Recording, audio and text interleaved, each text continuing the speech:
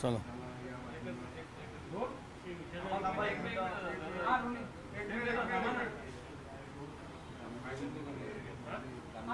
काय काल फोन हां काल तुम्ही लक्ष्मण हाकेला भेटून आले. आज सरकारचं शिष्टमंडळ लक्ष्मण हाकेला भेटायला गेलेलं आहे. शिष्टमंडळासोबत चर्चा सुरू आहे. काय नेमकं तुमचं बोलणं झालं आणि याचा काही परिणाम होईल? काल तुम्ही फोन केल्यानंतर त्या हालचाली ज्या आहेत सुरू होती. नाही, खरं म्हणजे काल मी गेलेलो 8वा दिवस सुरू होता उपोषणाचा. सरकारकडून कोणी गांभीर्यानं ओबीसीच्या आंदोलनाला घेतलेलं नाही.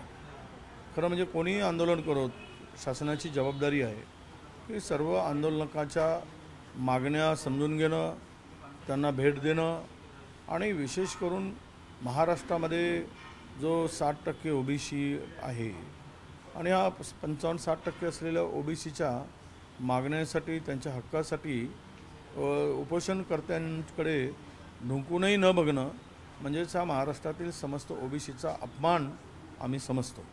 आणि म्हणूनच काल मी गेल्यानंतर ती अत्यंत उपोषणकर्त्यांची स्थिती फार नाजूक होती, गंभीर होती.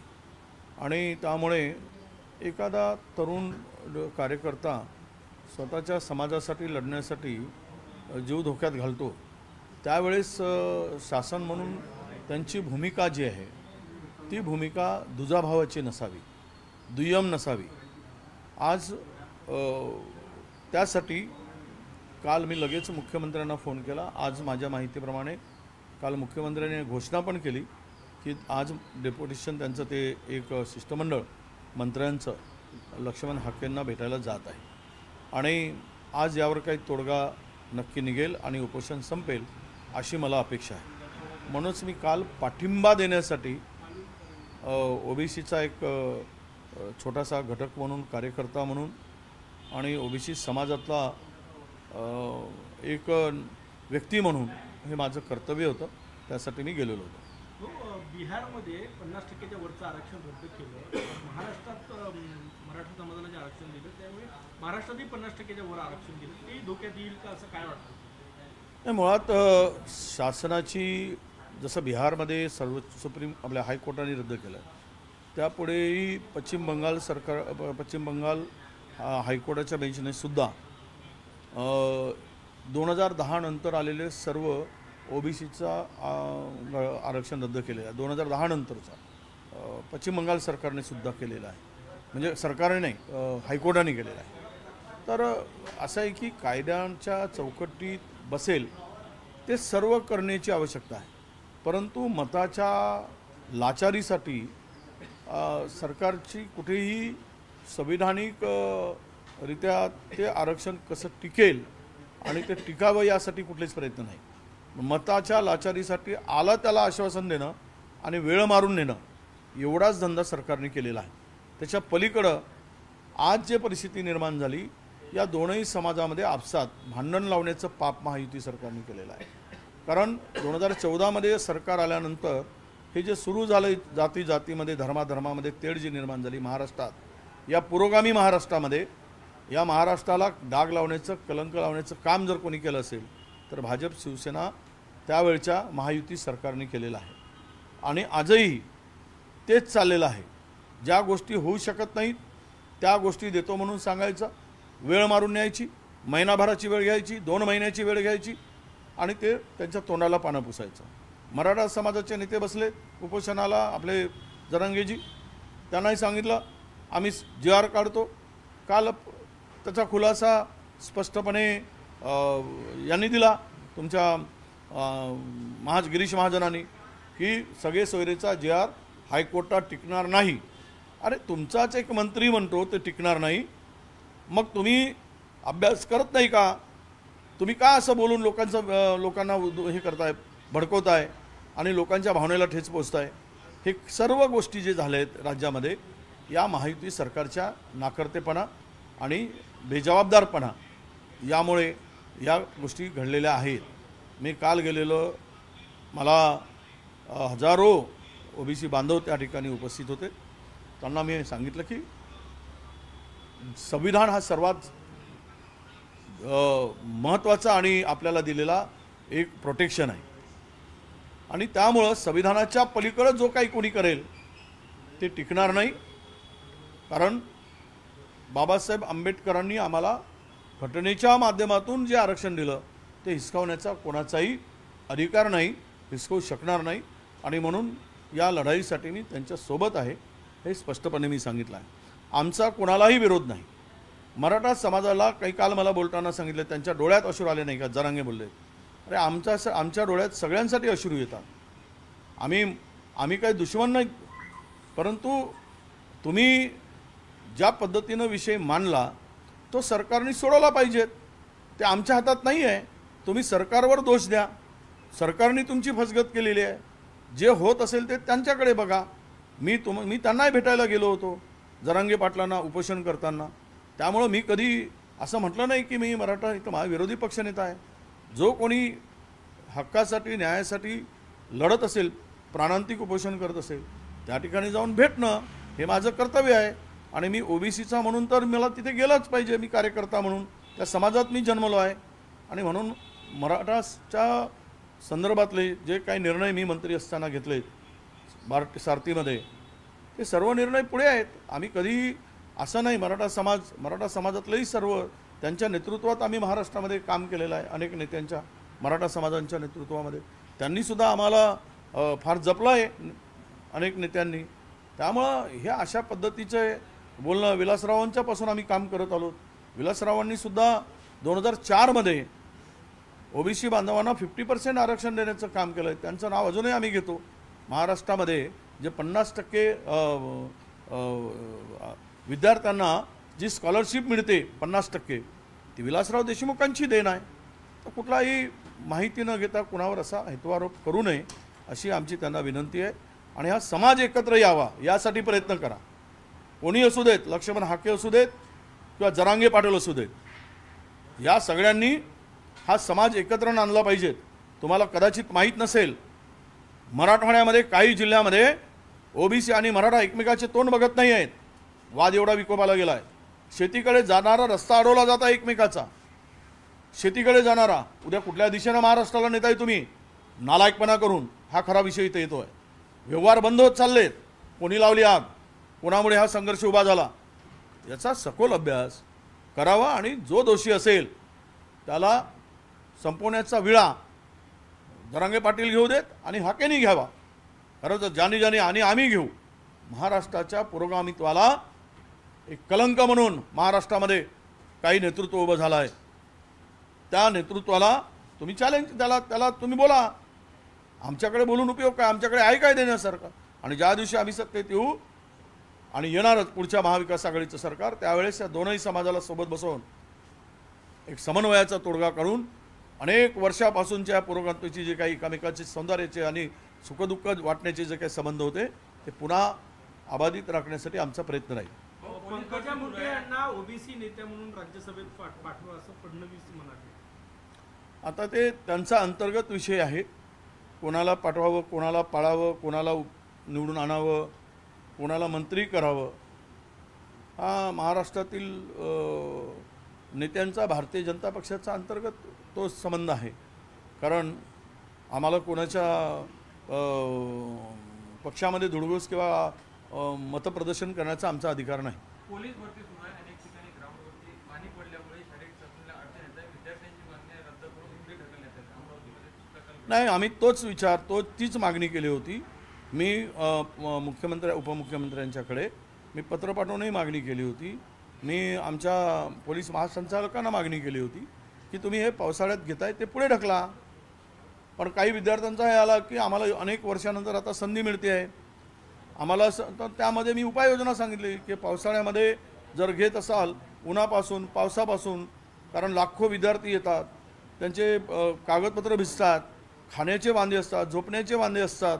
आणि जो विद्यार्थीमध्ये मेरिटचा विद्यार्थी आहे या पावसामुळे फिजिकलमध्ये तो अडचण येऊ शकते. काल सांगलीमध्ये एका पोरीचा पाय तुटला चिखलात पाय फसल्यामुळे, परवाच्या दिवशी रनिंगमध्ये ती पोरीचं आयुष्य गेलं. अशा अनेक घटना घडत आहेत. पण राज्यकर्त्यांना निवडणुकीचं डोळा ठेवून हे सगळं करायचं आहे. पूर्वी का केले नाहीत?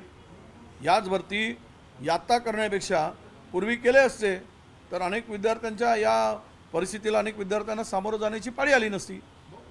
भाऊ जामशू कडूच्या जीवाला धोका आहे असं त्यांनी म्हटलेलं आहे. कुणाच्याही लोकप्रतिनिधी म्हणून सामाजिक क्षेत्रात, राजकीय क्षेत्रात, कुठल्याही क्षेत्रात काम करणारा जो काही नेता असतो त्याच्या संरक्षणाची हमी ही सरकारची आहे. अशा प्रकारची धमकी कोणी देत असेल त्यांचं संरक्षण केलं पाहिजेत आणि बच्चू कडूंच्या जर केसाला धक्का लावला तर हे राज्य सरकार जबाबदार राहील, याची खबरदारीसुद्धा राज्य सरकारने घेतली पाहिजे.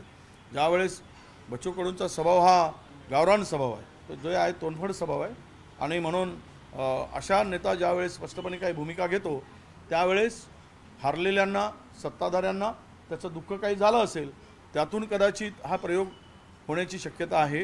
कारण त्याचा जुना काही इतिहास काढला तर त्यामध्ये त्यांना धमकी देणाऱ्यांचा इतिहास निघेल, त्यावेळेस माहीत पडेल की तो व्यक्ती कोण आहे. नागपूर जिल्ह्यामध्ये खत बियाण्याचा काळाबाजार सुरू आहे. कृषी विभागानं 88 कृषी केंद्रावरती जी आहे ती कारवाई केली. महाराष्ट्रात सुरू आहे बोगस बियाणे, खतांचा काळाबाजार, तुमच्या बियाणांचा काळाबाजार, बियाणांचे वाढते दर, मागणी पूर्ण होत नाही. काय करावं? कृषी मंत्री निवडणूक झाल्यानंतर आढावा बैठक घ्यायला पाहिजे होती, ते कुठे झाले नाहीत. विभागीय आढावा बैठका झाले नाहीत, लोकप्रतिनिधींना बोलवलं नाही आणि आम्ही पत्र देऊनही पुरेशा मुबलक प्रमाणात खत उपलब्ध आहे की नाही तो साठा अद्याप नाही, म्हणून काळाबाजार सुरू झाला आहे. शॉर्टेज आहे, बियाणाचं शॉर्टेज आहे, खतांचं शॉर्टेज आहे आणि अशा स्थितीमध्ये शेतकरी लाईनीत उभा आहे. हंगाम सुरू झाला आहे खरीपाचा आणि याला जबाबदार ही सर्व यंत्रणा आहे. खरं तर कृषी विभागामध्ये प्रचंड गोंधळ आणि बोगसपणा चाललेला आहे, भ्रष्टाचार चाललेला आहे, कुणाचंही नियंत्रण राहिलेलं नाही. आणि ते कॉटनच्या बॅग कापसाच्या ज्या कृषी विभागाने आत्ता खरेदी केल्या आहेत, 450ची बॅग 1250 रुपयांनी खरेदी केलेत, 100 कोटीच्या. हे असा भ्रष्टाचाराला आता आम्ही मांडू ते विधानसभेमध्ये.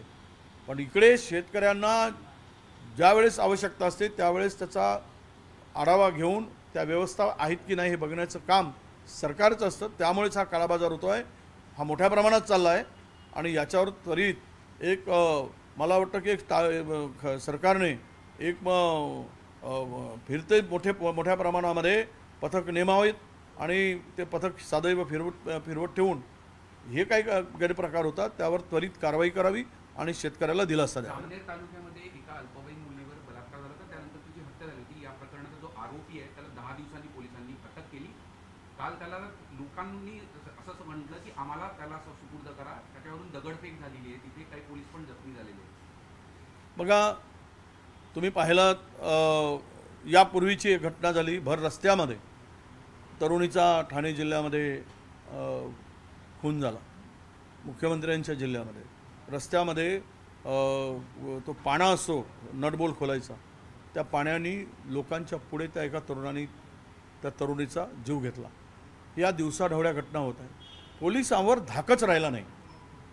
सत्तेच्या मशगूलपणामुळे आणि अस्थिर सत्तेमुळे कुणाचा पायपोस कुणाच्या पायात नाही, कुणाचं कोणी ऐकत नाही. जो तो राजा बनून या राज्यामध्ये काम करतो आहे. प्रत्येकाला वाटतं की मी राजा आहे आणि राजाच्या मस्तीमध्ये सगळेजण वागत आहेत. ते मग तीनही पक्षाचे नेते आहेत आणि अशामुळं आज राज्यामध्ये कायदा सुव्यवस्था गेली. स्त्रियांच्या संरक्षण आता धोक्यात आलं आहे. तरुणींचं अत्याचारामध्ये वाढ झाली आहे. कारवाई वेळीच होत नाही, त्यावेळेस जनतेचा उद्रेक होतो. जनतेने जर कायदा हातात घेण्याची पाळी कधी येते? ज्यावेळेस न्याय मिळत नाही तेव्हा येते. आणि 10 दिवस तो आरोपी खुलेआम फिरताना दिसत असेल तर पोलीस विभागावर का कारवाई केली हा प्रश्न आम्ही विचारू. त्या इन्स्पेक्टरला सस्पेंड करण्याची आवश्यकता आहे. काय झक मारत होते काय 10 दिवस? एका अल्पवयीन मुलीवर बलात्कार होतो आणि तुम्ही फिरत असताय. हे पोलिसांवर धाक राहिला नाही, प्रशासनावर धाक राहिला नाही. त्याचे परिणाम राज्याला असे भोगावे लागत आहेत. रामदास कदम म्हटले की भाजपनं सर्वेच्या नावाखाली आम्हाला उमेदवार बदलायला लावले, नाहीतर आमच्या 3-4 जागा आणखी निवडून आल्या. आम्ही तर असं म्हणतो की 10-12, 7-8% जे मतं वाढवलेत निवडणुकीचं मतदान झाल्यानंतर 10% मतदान वाढलेत, त्याचाच फायदा मोठा घेतला आहे. त्याची चौकशीची मागणी आम्ही करतो आहोत. खरं म्हणजे हे मतं कसे वाढलेत आणि काही ठिकाणी तर मतदान जेवढं झालं त्याच्यापेक्षा अधिकच्या मतांची मोजणी झाली, ते कशी वाढली. आणि जवळपास 79 खासदार भाजपाचे आणि याचे NDAचे कसे निवडून आलेत 1000च्या आतमताने, आणि तिथले जे आकडे फिरवले गेलेत ते सगळं महाराष्ट्राने देश बघतो आहे. त्यामुळं तुमचे आमचे निवडून आले असतील, वाढले असतील, जे आलेत ते पैशामुळं आलेत, नाही तर तेही आले नसते, हे लक्षात घेतलं पाहिजे. बाबाराम म्हणाले गडचिरोलीची उमेदवारी मला दिली असती तर मी लोकसभा जिंकलो असतो, मात्र भाजपने जो सर्वे केला तो चुकला गेला म्हणून मला उमेदवारी मिळाली. नाही, ते जर तसे म्हणले असते तर त्यांच्या मतदारसंघात मंत्री असताना त्यांना लीड मिळाली असती. ते 13,000 मतांनी मागे काय आहेत यातच त्यांचा पराजय आहे. त्यांना लोकसभेचं तर सोडाच, पण विधानसभेमध्ये सुद्धा लोकांनी हरवण्याचा निर्णय घेतला आहे. हे आत्ताच्या ताज्या निर्णयावरून दिसते आहे. पंकजाताईंनी लोकसभा हरली मात्र राज्यसभा देऊन त्यांच्या विरोधात झालं ना.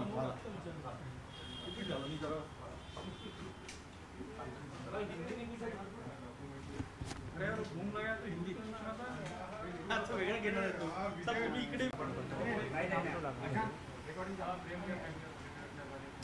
चला.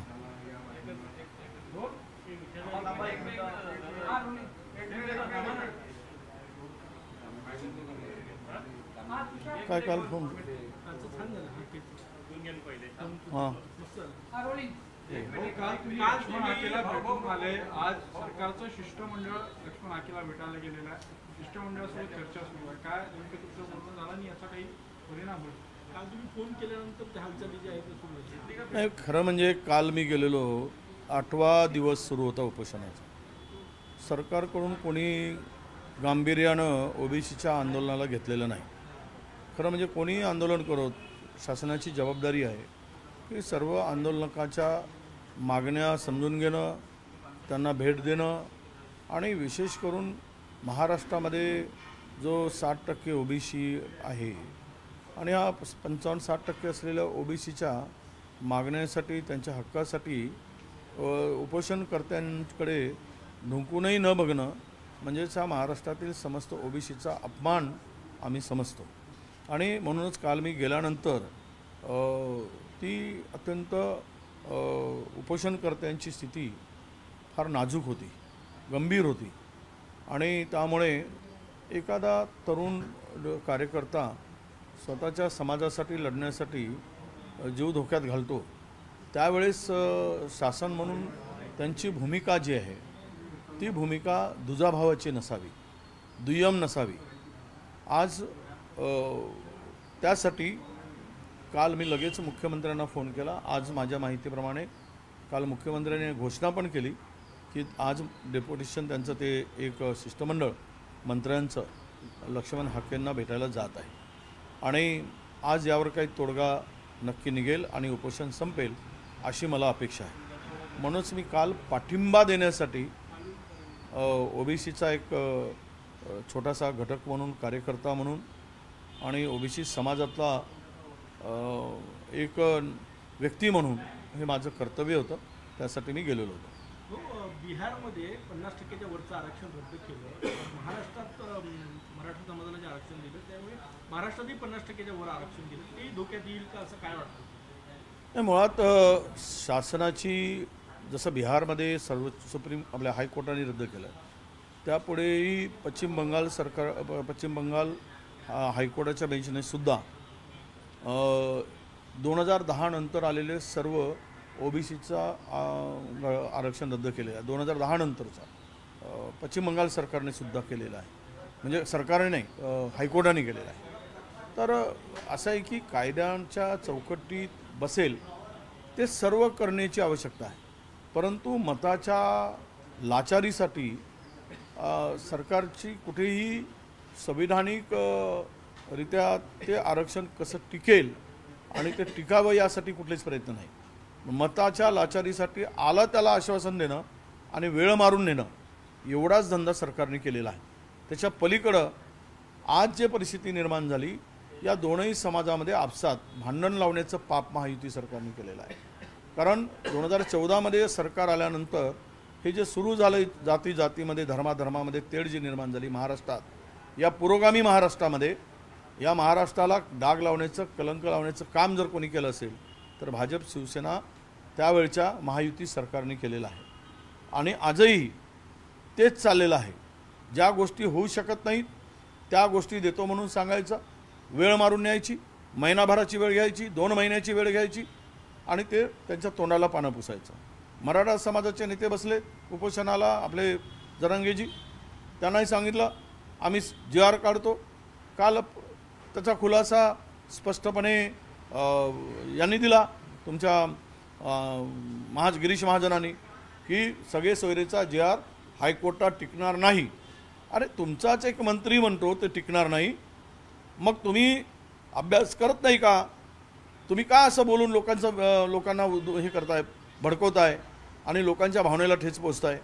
हे सर्व गोष्टी जे झाले आहेत राज्यामध्ये, या महायुती सरकारच्या नाकर्तेपणा आणि बेजबाबदारपणा यामुळे या गोष्टी घडलेल्या आहेत. मी काल गेलेलो, मला हजारो OBC बांधव त्या ठिकाणी उपस्थित होते. त्यांना मी सांगितलं की संविधान हा सर्वात महत्त्वाचा आणि आपल्याला दिलेला एक प्रोटेक्शन आहे आणि त्यामुळं संविधानाच्या पलीकडे जो काही कोणी करेल ते टिकणार नाही. कारण बाबासाहेब आंबेडकरांनी आम्हाला घटनेच्या माध्यमातून जे आरक्षण दिलं ते हिसकावण्याचा कोणाचाही अधिकार नाही, हिसकवू शकणार नाही आणि म्हणून या लढाईसाठी मी त्यांच्यासोबत आहे हे स्पष्टपणे मी सांगितलं आहे. आमचा कोणालाही विरोध नाही. मराठा समाजाला काही काल मला बोलताना सांगितलं त्यांच्या डोळ्यात अश्रू आले नाही का, जरांगे बोलले. अरे आमच्या डोळ्यात सगळ्यांसाठी अश्रू येतात. आम्ही काही दुश्मन नाही, परंतु तुम्ही ज्या पद्धतीनं विषय मांडला तो सरकारने सोडवला पाहिजे. ते आमच्या हातात नाही आहे. तुम्ही सरकारवर दोष द्या, सरकारने तुमची फसगत केलेली आहे. जे होत असेल ते त्यांच्याकडे बघा. मी त्यांनाही भेटायला गेलो होतो जरांगे पाटलांना उपोषण करताना.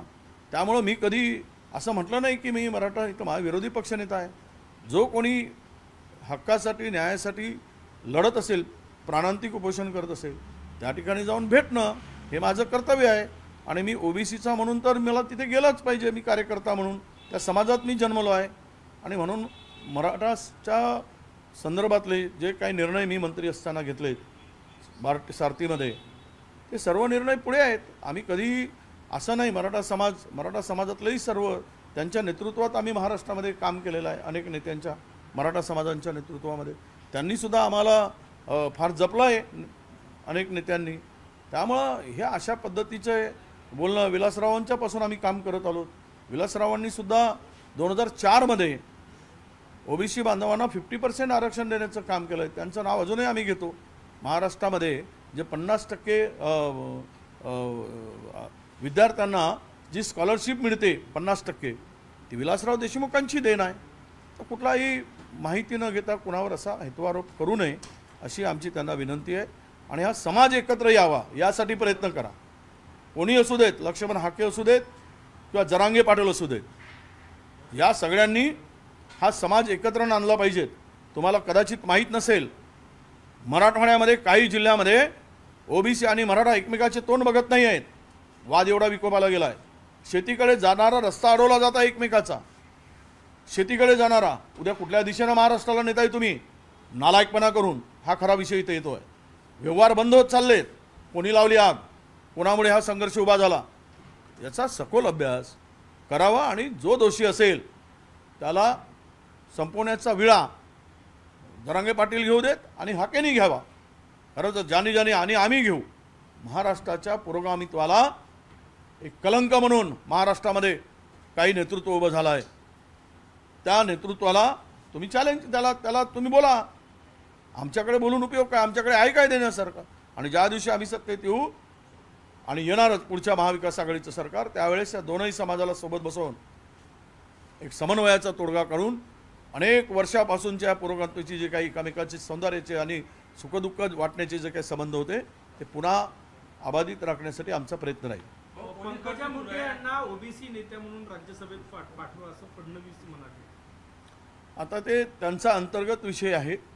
कोणाला पाठवावं, कोणाला पाळावं, कोणाला निवडून आणावं, कोणाला मंत्री करावं, हा महाराष्ट्रातील नेत्यांचा, भारतीय जनता पक्षाचा अंतर्गत तो संबंध आहे.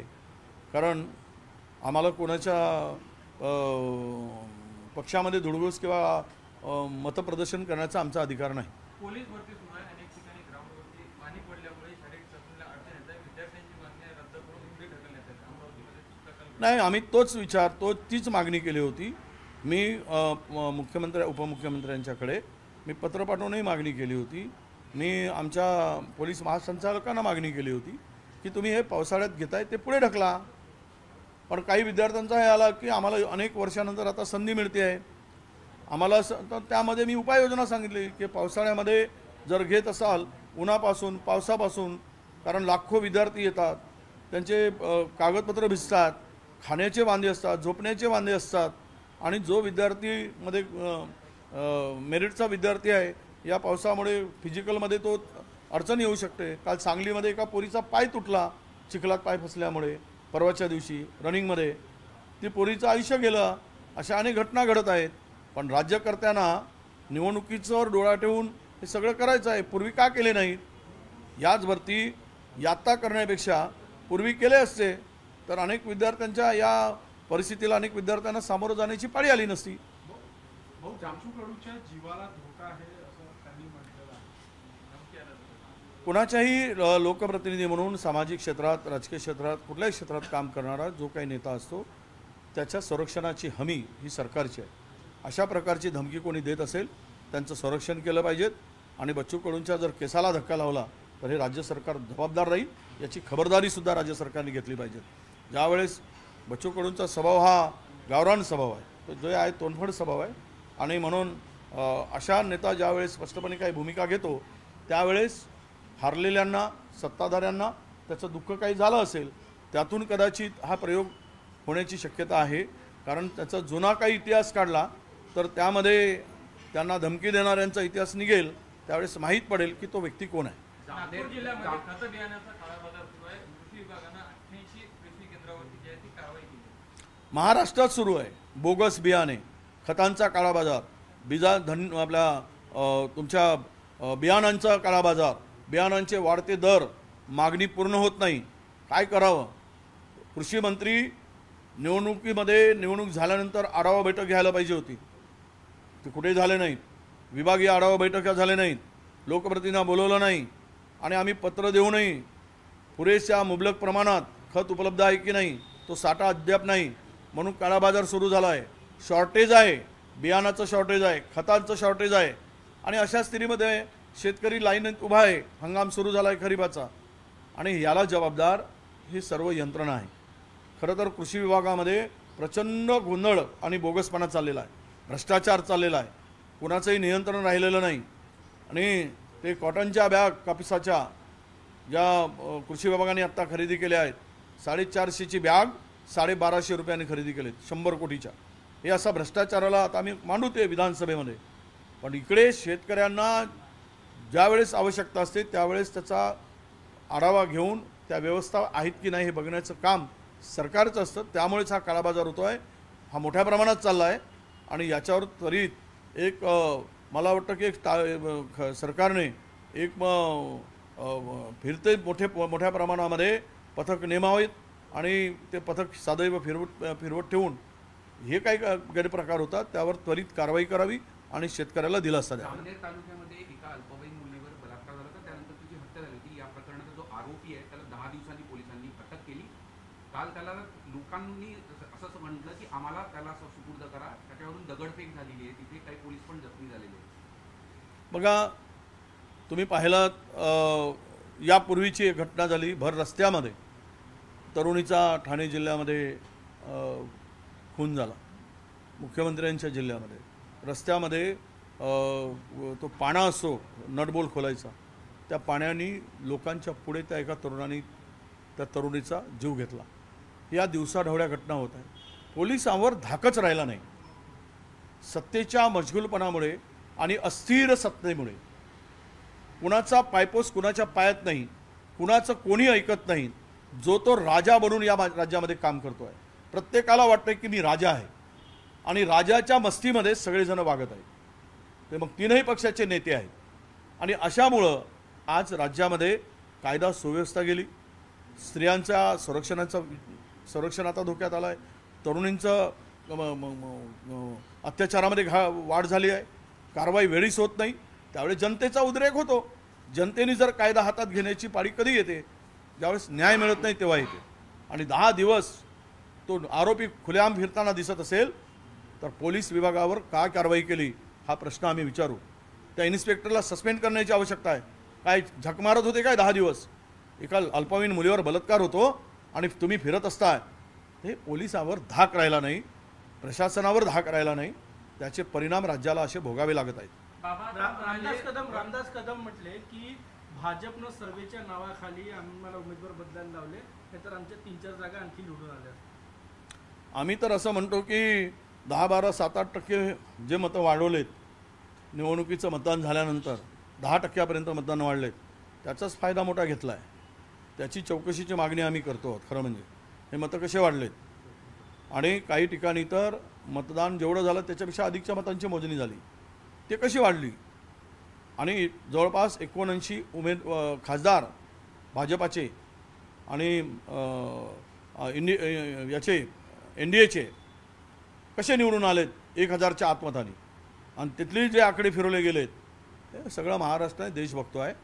त्यामुळं तुमचे आमचे निवडून आले असतील, वाढले असतील, जे आलेत ते पैशामुळे आलेत, नाही तर तेही आले नसते, हे लक्षात घेतलं पाहिजे. बाबाराव म्हणाले गडचिरोलीची उमेदवारी मला दिली असती तर मी लोकसभा जिंकलो असतो, मात्र भाजपने जो सर्वे केला तो चुकला गेला म्हणून मला उमेदवारी मिळाली नाही. ते जर तसे म्हणले असते तर त्यांच्या मतदारसंघात मंत्री असताना त्यांना लीड मिळाली असती. ते 13,000 मतांनी मागे काय आहेत यातच त्यांचा पराजय आहे. त्यांना लोकसभेचं तर सोडाच, पण विधानसभेमध्ये सुद्धा लोकांनी हरवण्याचा निर्णय घेतला आहे. हे आत्ताच्या ताज्या निर्णयावरून दिसते आहे. पंकजाताईंनी लोकसभा हरली मात्र राज्यसभा देऊन त्यांच्या झालं ना.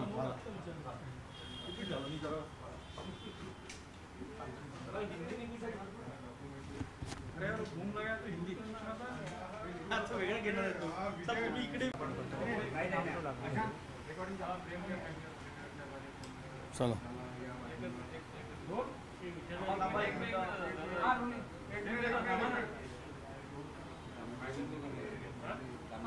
काय काल फोन हां काल तुम्ही लक्ष्मण आखेला भेटून आले. आज सरकारचं शिष्टमंडळ लक्ष्मण आखेला भेटायला गेलेलं आहे. शिष्टमंडळासोबत चर्चा सुरू आहे. काय नेमकं तुमचं बोलणं झालं आणि याचा काही परिणाम होईल? काल तुम्ही फोन केल्यानंतर त्या हालचाली ज्या आहेत त्या सुरू आहेत. नाही, खरं म्हणजे काल मी गेलेलो, 8वा दिवस सुरू होता उपोषणाचा. सरकारकडून कोणी गांभीर्यानं OBCच्या आंदोलनाला घेतलेलं नाही. खरं म्हणजे कोणी आंदोलन करत, शासनाची जबाबदारी आहे की सर्व आंदोलकाच्या मागण्या समजून घेणं, त्यांना भेट देणं आणि विशेष करून महाराष्ट्रामध्ये जो 60% OBC आहे आणि हा 55-60% असलेल्या OBCच्या मागण्यासाठी, त्यांच्या हक्कासाठी उपोषणकर्त्यांकडे ढुंकूनही न बघणं म्हणजेच हा महाराष्ट्रातील समस्त OBCचा अपमान आम्ही समजतो. आणि म्हणूनच काल मी गेल्यानंतर ती अत्यंत उपोषणकर्त्यांची स्थिती फार नाजूक होती, गंभीर होती. आणि त्यामुळे एखादा तरुण कार्यकर्ता स्वतःच्या समाजासाठी लढण्यासाठी जीव धोक्यात घालतो, त्यावेळेस शासन म्हणून त्यांची भूमिका जी आहे ती भूमिका दुजाभावाची नसावी, दुय्यम नसावी.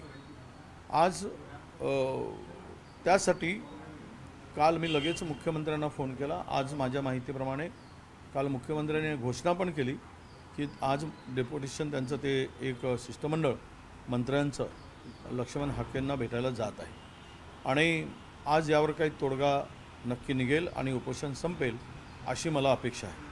म्हणूनच मी काल पाठिंबा देण्यासाठी OBCचा एक छोटासा घटक म्हणून, कार्यकर्ता म्हणून आणि OBC समाजातला एक व्यक्ती म्हणून हे माझं कर्तव्य होतं, त्यासाठी मी गेलेलो होतो. बिहारमध्ये 50%च्या वरचं आरक्षण रद्द केलं, महाराष्ट्रात मराठा समाजाला जे आरक्षण दिलं त्यामुळे महाराष्ट्रातही 50%च्या वर आरक्षण दिलं, ते धोक्यात येईल का असं काय वाटतं?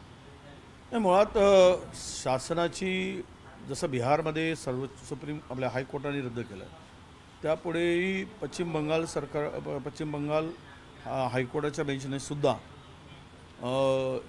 2010 नंतर आलेले सर्व ओबीसीचा आरक्षण रद्द केलेलं आहे 2010 नंतरचा पश्चिम बंगाल सरकारने सुद्धा केलेला आहे.